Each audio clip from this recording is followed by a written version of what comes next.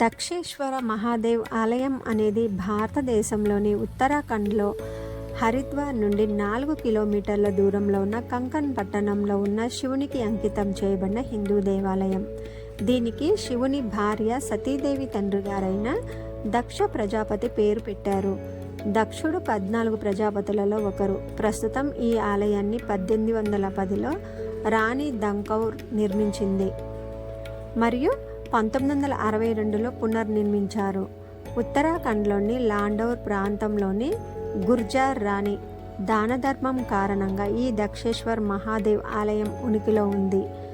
మహాభారతం మరియు హిందూ మతంలోని ఇతర గ్రంథాలలో చెప్పినట్లుగా శివుని భార్య సతీదేవి తండ్రి గారైన దక్ష ప్రజాపతి ప్రస్తుతం ఆలయం ఉన్న ప్రదేశంలో యజ్ఞం చేశారు.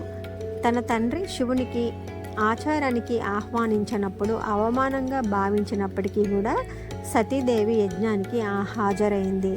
సతీదేవి శివుణ్ణి వివాహం చేసుకోవటం దక్ష ప్రజాపతికి ఇష్టం లేదు. తండ్రి శివుడిని తిరస్కరించాడు అని ఆగ్రహించిన సతీదేవి యజ్ఞకుండంలో తనను తాను దహనం చేసుకుంది. విషయం తెలుసుకున్నటువంటి శివుడు కోపంగా తన గణాలను భద్రకాళిని అక్కడికి పంపించాడు. శివుని ఆదేశాల మేరకు వీరభద్రుడు తుఫానుల దక్షిణి సమావేశం మధ్యలో శివుని గణాలతో కనిపించాడు. దేవతలు మరియు మానవులతో భీకర యుద్ధం జరిగింది. ఇది చివరికి దక్షిణి శిరచ్ఛేదనంతో ముగిసింది. తరువాత బ్రహ్మ మరియు ఇతర దేవతలు ఆదేశం మేరకు దక్షుడికి మేక తలను ఇవ్వడం జరిగింది. దక్ష యజ్ఞం జరిగిన ప్రదేశం కనుకనే దీనిని దక్షేశ్వర మహాదేవ్ ఆలయం అనే పేరు వచ్చింది. ప్రధాన ఆలయం పక్కనే దశ మహావిద్య ఆలయం ఉంది. ఇక్కడ పబ్లిక్ చాలా ఎక్కువగా ఉంటారు. ఆలయం పక్కనే గంగా ఘాట్ ఉంది మరియు సమీపంలో నీలేశ్వర మహాదేవ్ ఆలయం కూడా ఉంది. ఈ కథ ప్రధానంగా వాయు పురాణంలో చెప్పబడింది.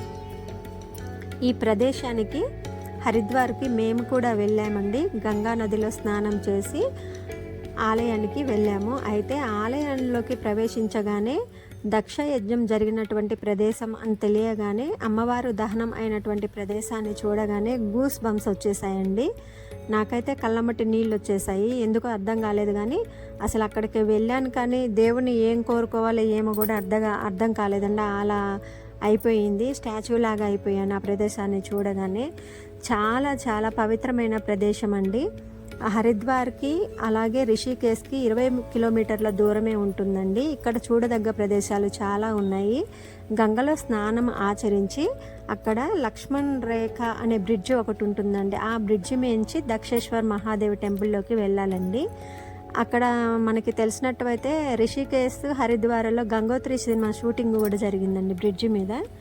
కానీ చాలా పవిత్రమైనటువంటి ప్రదేశం అండి. అసలు నేనైతే ఆ ప్రదేశం గురించి చెప్పగానే ఇంకా అసలు మామూలుగా రానండి. అంటే మనిషి ఇక్కడ ఉంటాయి కానీ బాడీ మాత్రం అక్కడే తిరుగుతూ ఉంటుంది ఆలయం చుట్టూతా. అంత పవిత్రమైన ప్రదేశం. తప్పక చూడాలండి. మన హిందూ పురాణాలని దేవాలయాల్ని మనం గౌరవించాలండి. జీవితంలో ఇలాంటి ప్రదేశాలకు ఒక్కసారైనా వెళ్ళి చూడాలి. గంగలో స్నానం చేస్తే సకల పాపాలు పోతాయి అంటారు. అంటే మన పరమశివుడు అక్కడ తిరిగినటువంటి ప్రదేశం అండి